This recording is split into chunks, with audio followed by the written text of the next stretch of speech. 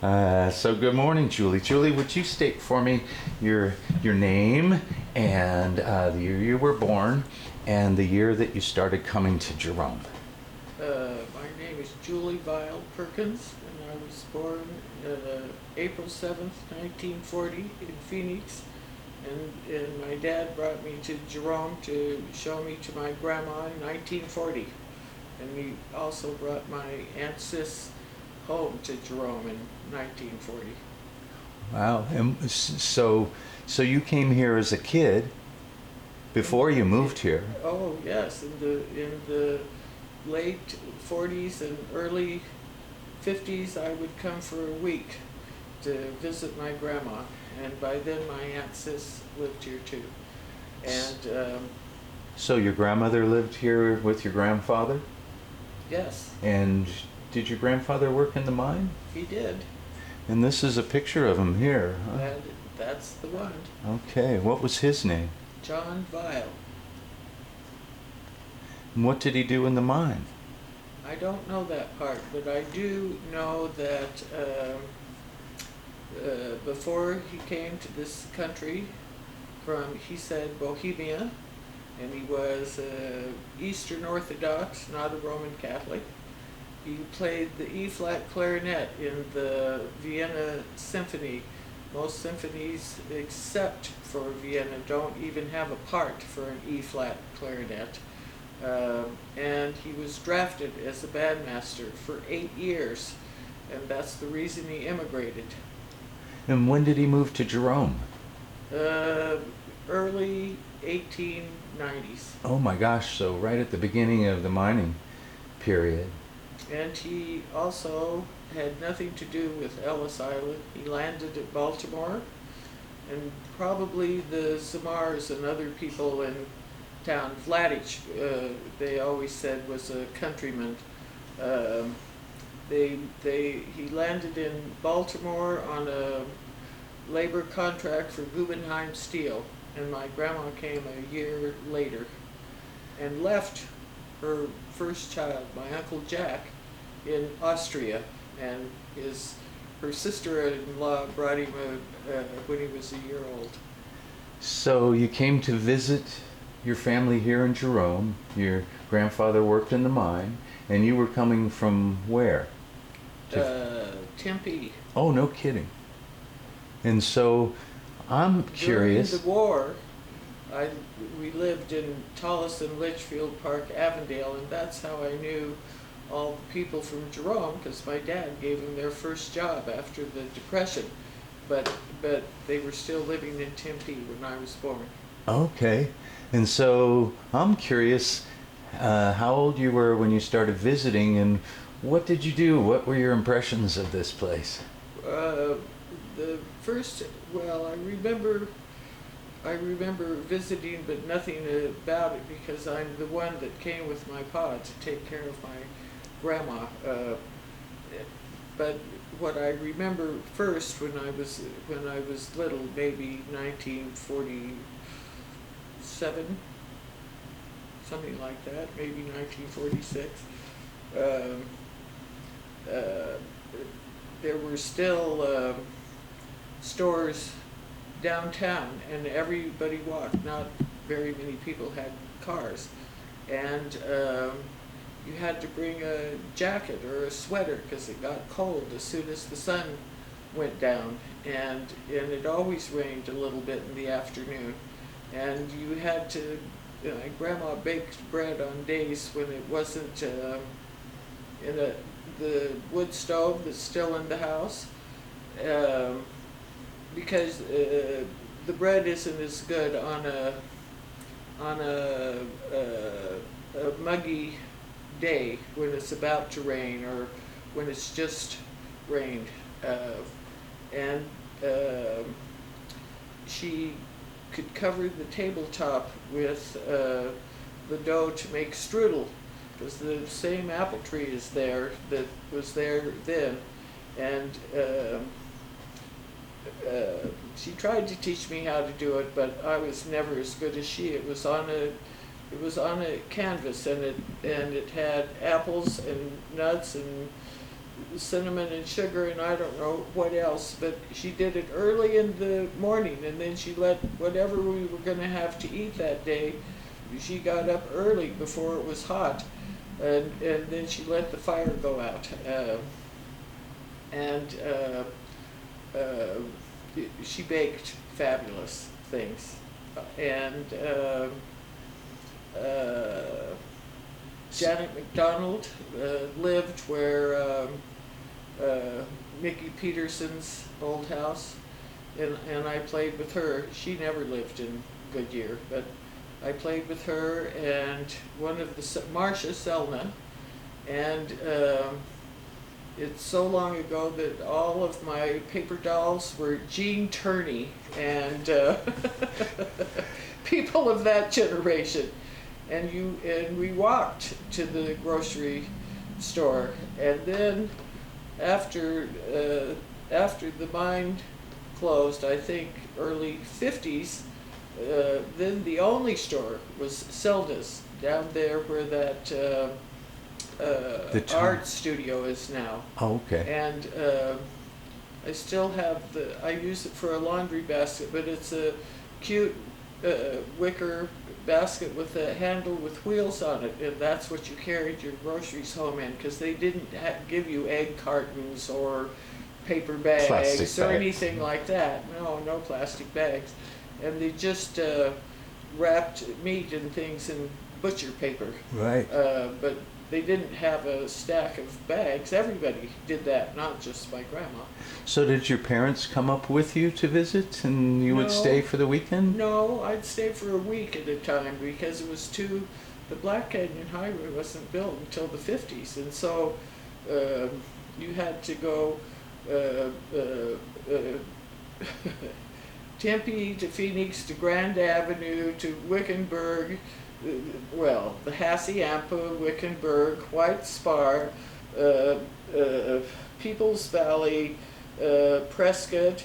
One year it was snowing and the road was closed, and so we had to spend the night at the St. Michael's Hotel, and I thought I was Eloise at the Plaza because I'd never been in a hotel before. And then it was, I forgot, but the next place I remember was Potato Patch, and then it was that little place where you just drop into town. So my dad would keep me looking ahead at landmarks because cars weren't air conditioned, and it was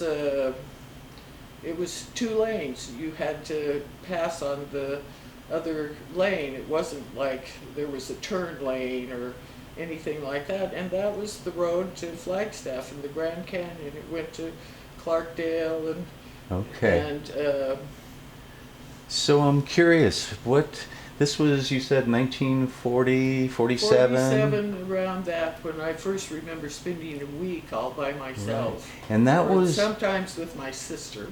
Okay, and that was a time, I mean, the mine closed in 1955, so this... Not 53? I thought it was 55, but we'll check on that. I don't know. But so 47 was coming to the end of its heyday?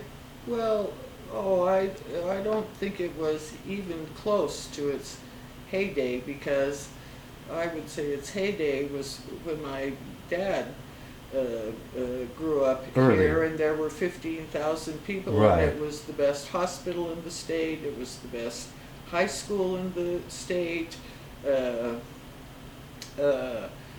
That, I would say, was its heyday. And yes. When Phelps Dodge bought it out, it was still in operation, and I thought 53, but I don't really know. So, okay. So it was still running, but it wasn't the heyday. No, I understand that. It wasn't at all. Yeah. But there were still stores, and they hadn't torn down the Masonic Lodge or the that sort of thing. There were still, the bank was still open. Right. So that's what I was interested in, was you were coming to visit as a child when the town was starting to wind down in terms right. of its heyday of copper mining. Absolutely. And so I'm curious of your impressions of the town at that time, and did it feel like it was dying, or did it feel hustle and bustle? What did it? No, it was, well, I didn't have anything to compare it to. Okay. And it was just a little town compared to what I know it had been from Pa, but not in my own experience. Right. Like Globe was at the same time, and like Morenci, but those were company towns, and Jerome was never a company town, and they were very proud of that. It was solely owned by one man until he died and sold out to Phelps Dodge. But the reason my grandma moved from that house on Company Hill was that was for employees and managers. And the house where I lived that she bought, that Mr. Shea built, she owned, and she always said it was nothing but a pine miner's shack, but she owned it. And the ground 29 or 27 or however many feet down. It was not a company town. And if it had been, it'd probably be an open pit mine, but it never was. Right. And so it was. It still had the EK and the Chinaman. It still who packed lunches for people who worked in the mine. Right. And it still had a J.C. Penney's, and I forget the name of that store. Between where Designs on You used to be and the Boyd. Those stores were still open. They weren't like going to Goldwater's or Corrick's in Phoenix, but they were still open. You could still buy clothes and shoes and hats, fabulous hats, even in the 50s, fabulous hats.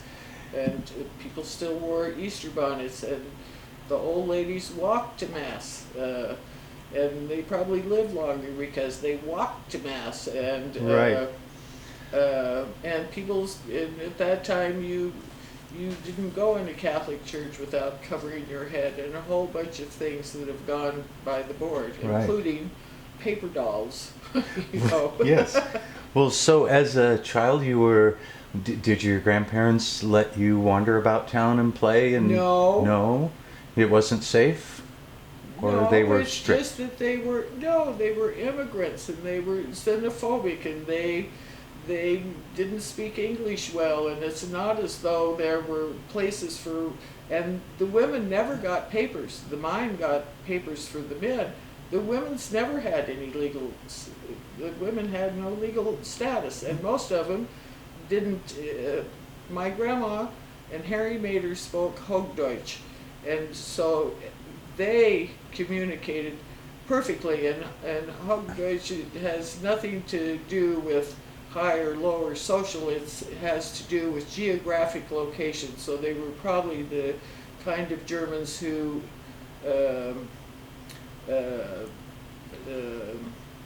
would have come from more northern Germany than and my grandma had to learn dialects because Svab, Bluzina, Voynich, Vladic, well, she said Vladic was a countryman too, but Ixta and Yurkovich and Will Zamar those were all the people in that neighborhood who I now think were mostly Eastern European, because the Cambruzis, for instance, lived out on the hogback, and he knew everything about the plumbing, but that's where the dump was, and he also kept hogs out there, and that was more of an Italian. Okay. So the different ethnic groups kind of clung together. Well, the Catholics all hung together, and that was the majority. This town didn't have very many Scots or Welsh. It had more. But my little part of town that I knew, most of those people, and most of them were immigrants. Their English wasn't perfect, and they didn't even speak the same Eastern European dialect. Right. And now But this. they were friends. And one of my favorite true stories is Mrs. Petrovich, because they owned the liquor store, they owned the saloon, and and my mother's sister and my Uncle Neil were friends with Johnny, and he was an engineer too, and so my Aunt Ruthie asked Mrs. We all had her recipe for the kind of bread you have at Christmas time, all fruit cake. Oh, right. And which took gallons of liquor of various types and had to be put down in October in order to be ready for Christmas. And so my Aunt Ruthie said, did you, to my grandmother, did you know Johnny Petrovich when he was a child? And my grandma said, I knew Johnny Petrovich when his name was Mary, because his mother was hoping for a girl. and so they were really cute and funny, but they did not speak the world's best English, and there wasn't anything like like Friendly House in Phoenix or someplace like that to go take English lessons. Forget that. Right. Well, since we are doing kind of just a little overview sample today, let's move on to this wonderful picture. And this is your aunt, I think, right? Yes. And her name is? Elizabeth Vile Nile. She married Ike Nile, whose mother was the editor of the newspaper in 1912. I think she was... Here in Jerome? Uh-huh. My goodness. So she... did she move with your grandfather here or come later? Oh, no. Only he came, and my grandmother came a year later and left my Uncle Jack in Vienna. And no, she was born in Thurber, Texas, on their way to Arizona. Oh, no kidding. Yeah. That must have been a trial. It was a coal mine. Oh, my goodness. But she grew up to become very involved in the town. Not until later. Tell me about that. She and John McMillan, who was a friend of my dad's and a classmate and the mortician at the time, and the mayor helped set up the historical society for the town of Jerome. And she made all of the displays, all of the tools and the stuff salvaged from the mine, and all of the photographs. And she was the first person to run the gift shop. And the only job she ever had before that in her life was a ticket taker at the Liberty Theater, but only when they had Chautauquas, not just for movies. And what's a Chautauqua? It's a traveling, it's a troupe of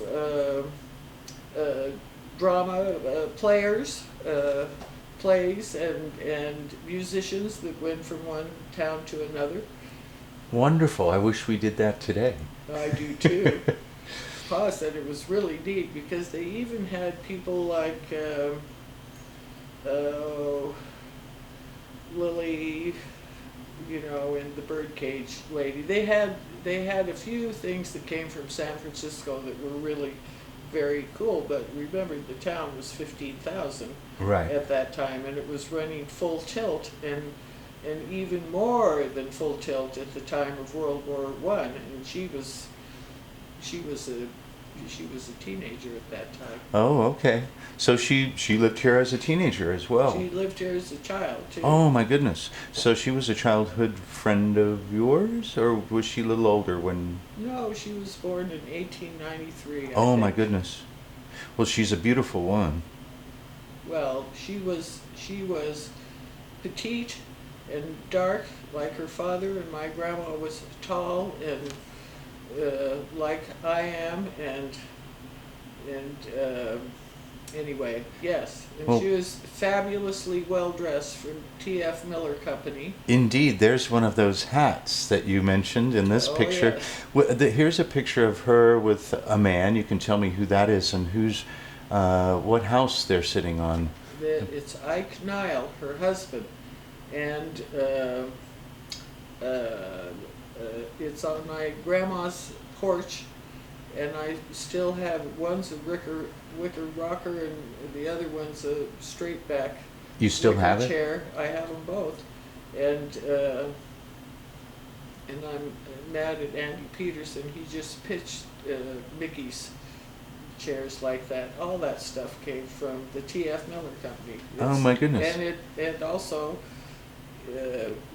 they more or less had similar things because it's the only thing that fit the proportions of these stupid houses with 5 doors in one room. And I know the feeling. yeah. So, so did you stop after your childhood visits? Did you stop coming to Jerome for a while, or you kept? Only when I went away to college, but I'd come in the summer just to see her. Okay. But then I could drive myself. Right. I'm talking, and by then the mine was closed. Right.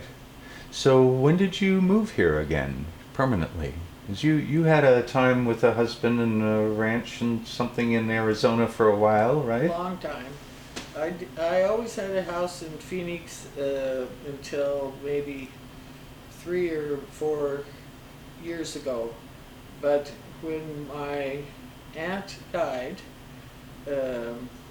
she left everything to my father, her hated brother, and I had brought the lawyer from my husband's law firm so she'd have a will, because my husband never did the family work. He just sent it to the best person for that job, and so she left everything to my father, and at the bottom it said, in case my father was unwilling or unable to serve, then she nominated me.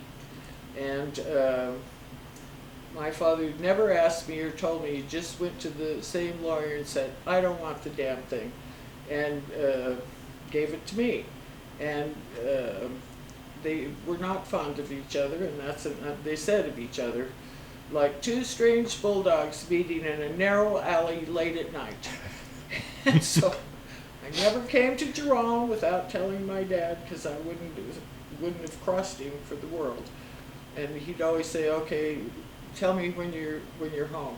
And he'd more or less know what time I'd be home. And he'd answer the phone and say, Kelly's Pool Hall, Sam speaking. I'd say, I'm home. And he'd say, thank you for doing my job, and hang up without saying goodbye. And so from the time she died, I owned the house. But I never lived here all the time, and I always had a house in Phoenix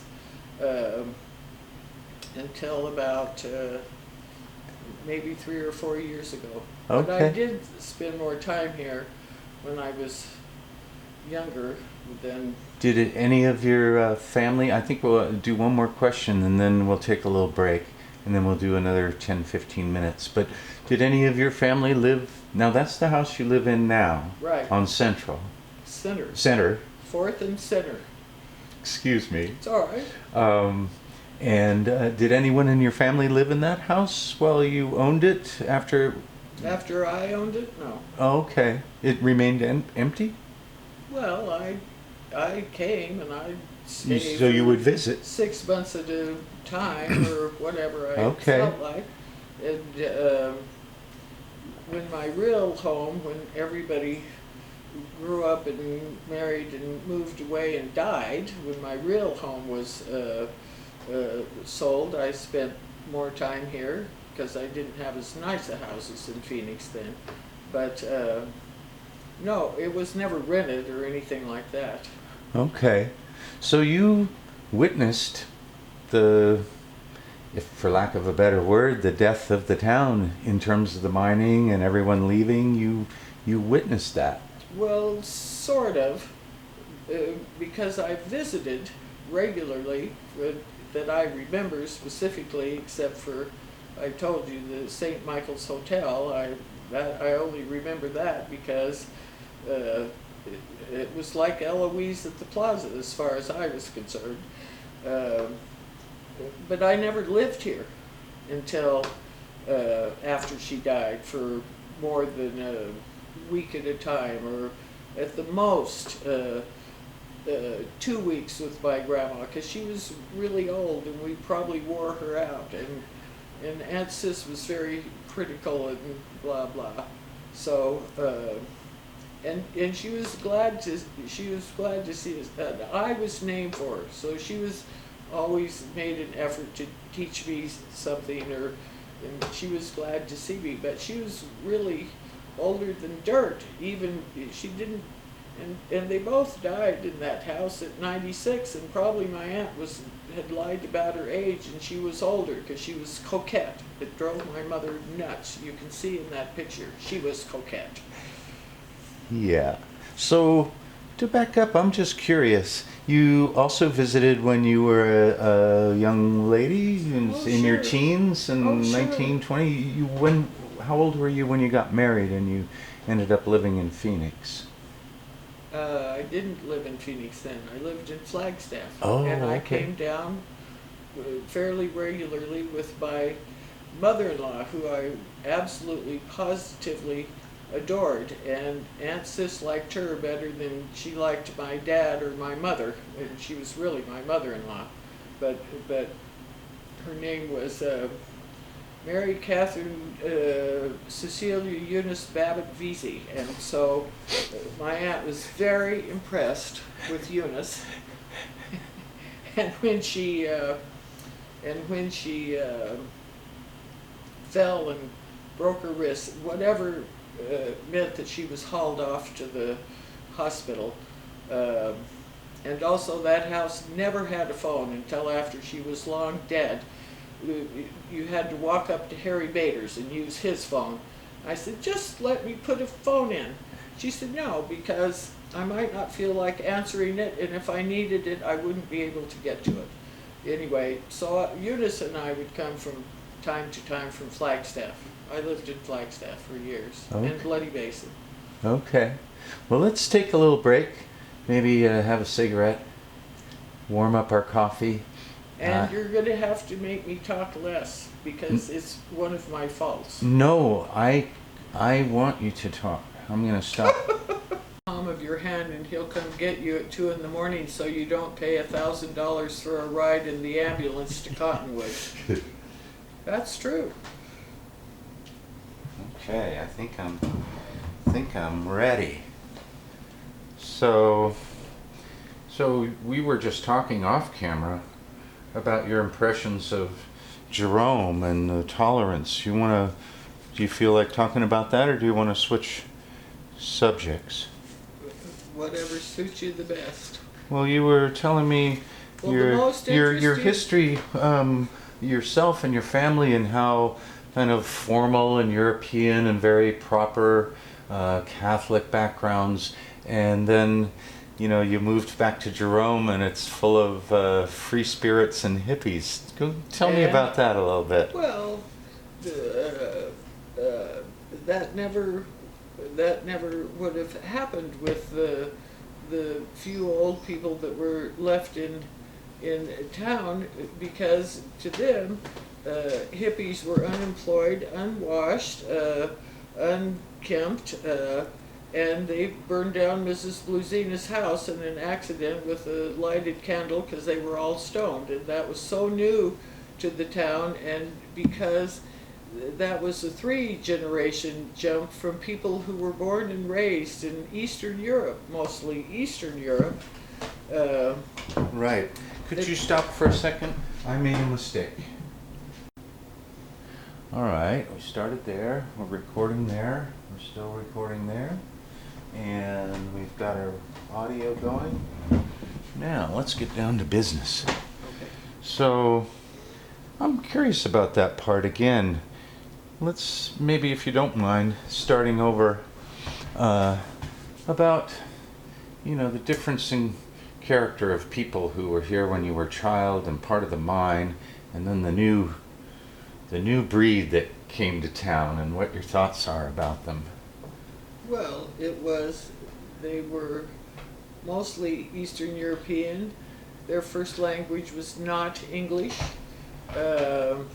and they spoke dialects of German, and the women never had papers. The men had papers through their employers, but the women never did. And my Uncle Jack would off to ride with Black Jack Pershing. That's how he got his citizenship, because he was born in Vienna, and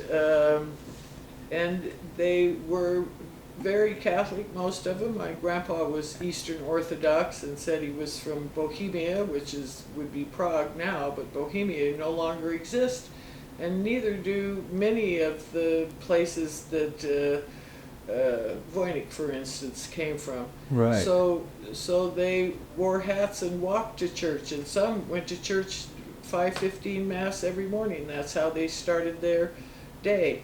And they all had wood stoves, and they all had to cut kindling, and they sure as hell didn't have wringer washing machines. And when somebody died, they built those apartments under every house in my neighborhood, so that they would have roomers or boarders, and they distinguished between roomers were single men that worked at the mine, and they packed a lunch for them, but they never sat at the table with them. And boarders sat at the table with them. And one reason all these houses had doors that opened to the outside, and it's hard to arrange furniture, is because of fire and because of roomers. Because they only had one bathroom, and it wasn't plumbed, and we're still on the same plumbing now, put in by the money from World War I, because W.A. Clark sold so much copper to Clemenceau.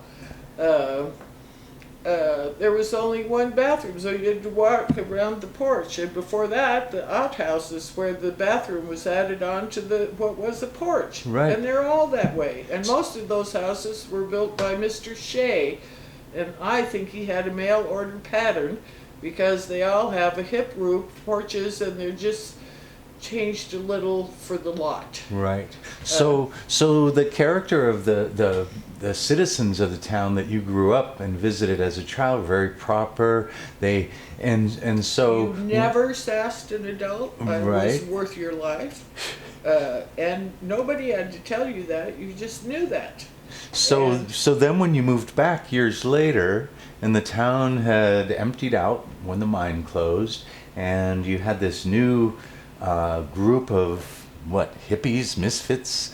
I wouldn't say misfits. I would say hippies, musicians, artists, lovely characters, but a 3-generation leap from those people as far as custom or their idea of proper manners, right, or their idea of a proper background.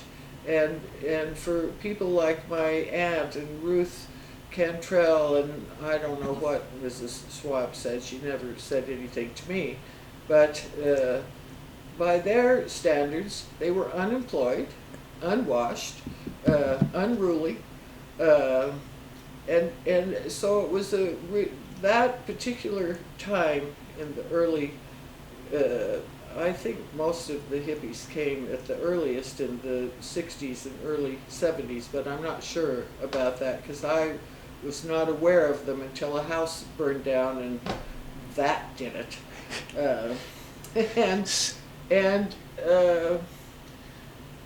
The culture changed all over the country, not just in Jerome. Well, of course. It was a microcosm. Right. And so you had people that were born in 1872 trying to get used to somebody born in 1972. Well, I mean, it wasn't easy. How did you interact? What was your experience getting used to these new people inhabiting Jerome? I never got used to them until in the 90s after my aunt died, because I had no reason to even though I came once a month and I knew the neighbors, I knew all of the people before, because I told you my dad gave them, I went to grade school with him Right. during the war. So you didn't interact with the newcomers? Well, I didn't have any reason to, because I came once a month, and by then Mrs. Marini had moved to Jerome and replaced Mrs. Starkovich, no, one house down, maybe Mrs. Bluesina. Anyway, so I had no reason to, but my aunt and Ruth Cantrell and old people who my aunt was still alive until the early 90s. Didn't think much of them because it was such a cultural change, but it was all over the country. You could have asked somebody in Phoenix the same thing, and they Good would point. have told you the same thing. Yeah. So not until I actually lived in my house up here for more than 6 months at a time, and then they mostly didn't, nobody spoke to me except for Nancy Stewart, Eamon, Georgie, and Elon. And they probably thought I was some sort of a kook or a narc or something, because I'm not an artist or a musician or a... Right. We'll leave the rest out. But Well, given your more conservative background, did you become comfortable with you? How do you feel about it now? Absolutely, because it is the loveliest bunch of eccentrics, for me, that I would never have known otherwise. And once they figured out I wasn't a narc or whatever the hell they thought, I don't really know, I've had some of the most interesting friends I've ever had, but a whole different kind of experience that I would never have had. And I've told you before, this is not Paradise Valley. That's for sure. And the level of tolerance and the level of participating in town life and showing up when there is any need whatsoever, Berta dying, Esther dying, even,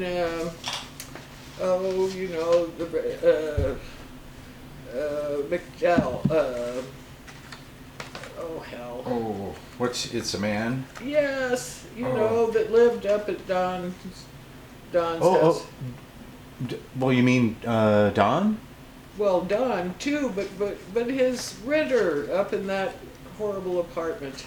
Oh. You know who I mean. I do, and I can't remember either. Look at us. Well, it'll come to me, but he was better taken care of than anybody I've ever seen.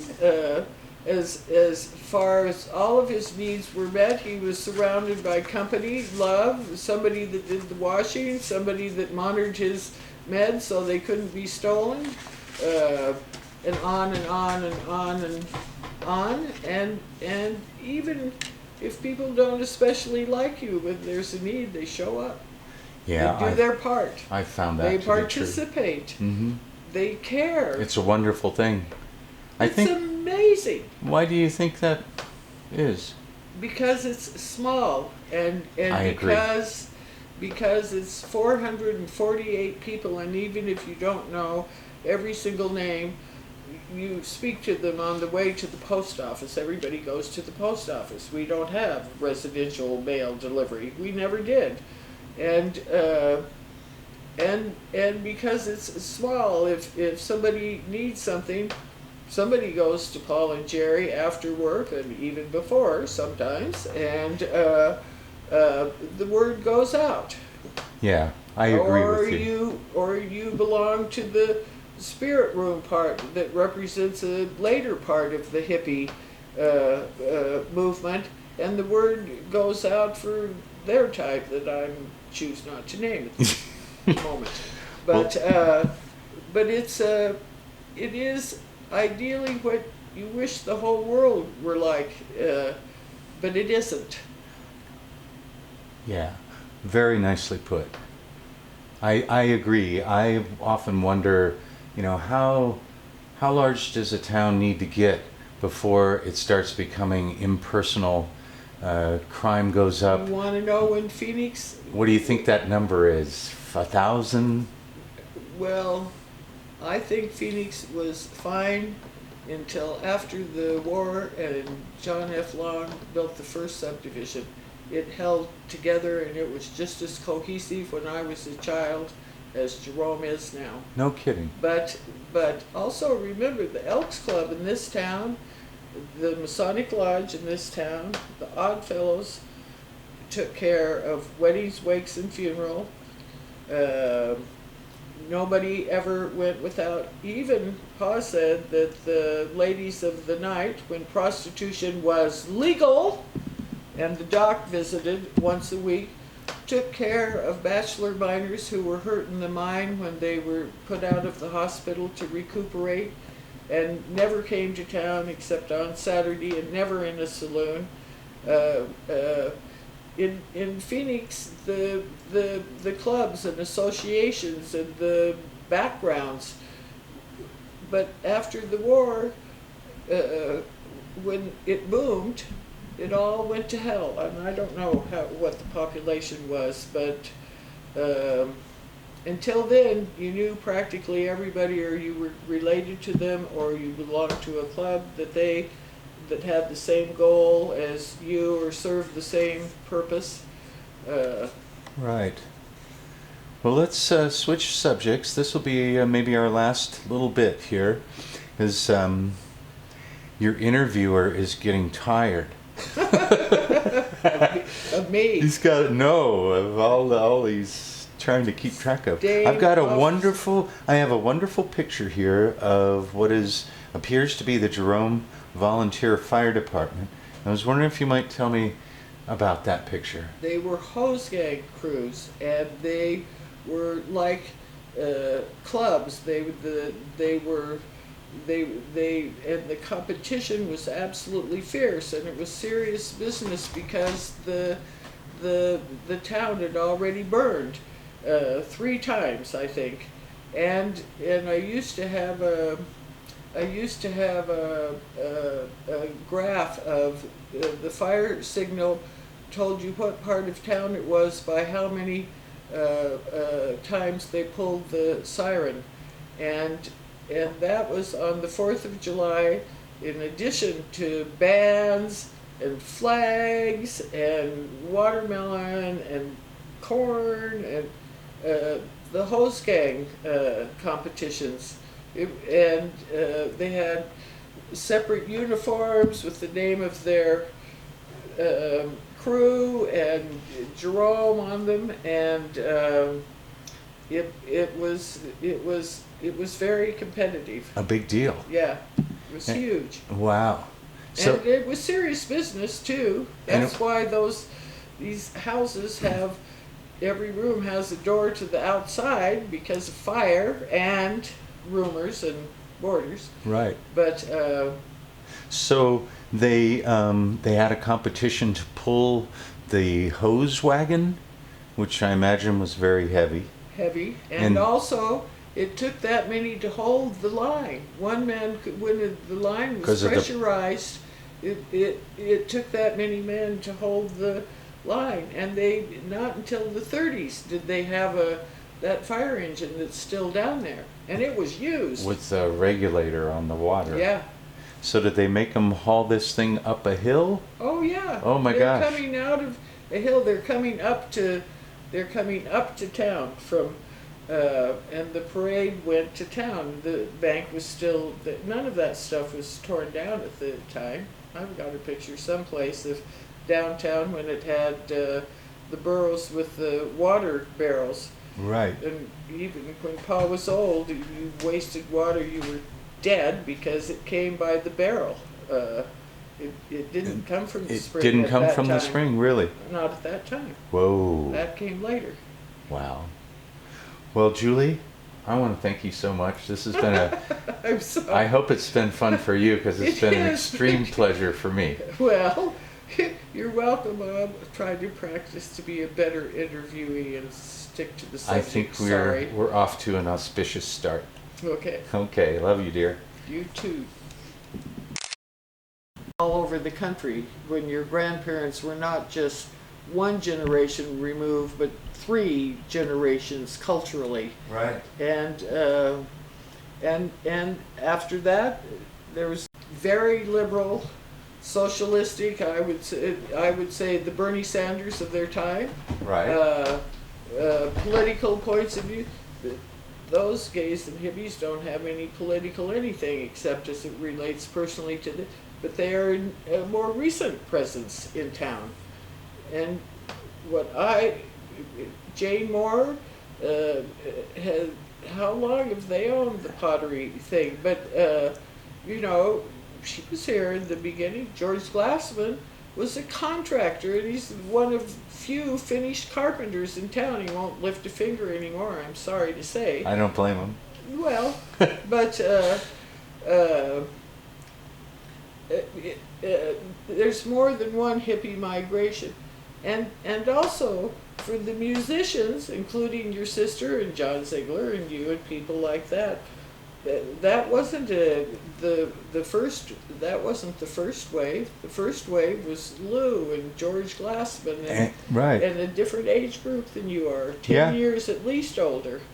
And then musicians and then artists and then because most of them were specialized craftsmen and carpenters, that sort of thing. Lou even made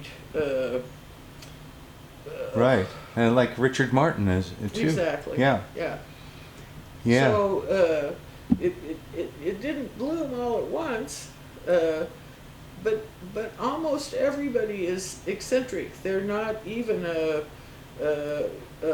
belonging card carrying of as a musician or as an artist or as a. They're all card-carrying socialists, more or less, for the first wave. Well, but in the Bernie Sanders wave. And that was very hard on people who counted their money lived through the Depression. Most of those people weren't born. I was. Right. At the tail end, and people still talked about it. But most of them had run away from home and had their own ideas. So it was a wider generational gap than just 2 generations, that's all. Okay. With people who didn't speak English as their first language, there was no women's club for English or gardening or embroidery. There was in Flagstaff, but there wasn't here. Right. And also, this was not a company town. I know, you emphasized that. You have to emphasize that, because a company town was run completely differently. Yeah. And you have to make the distinction. It's very unusual. Well, here comes Rosa. Well, okay, this is wonderful because I can't stop the fountain of stories shut up, from Julie. Scotty and you. This I'm is gonna. sorry. It's no. But you're gonna I'm practice. thinking I can't stop. This is a great story, so I turned everything back on. Well, but you'll get so that you can diplomatically say, not to switch subjects on you, but. Okay, I am. And then when you're ready, you come look at the walls and the scrapbooks.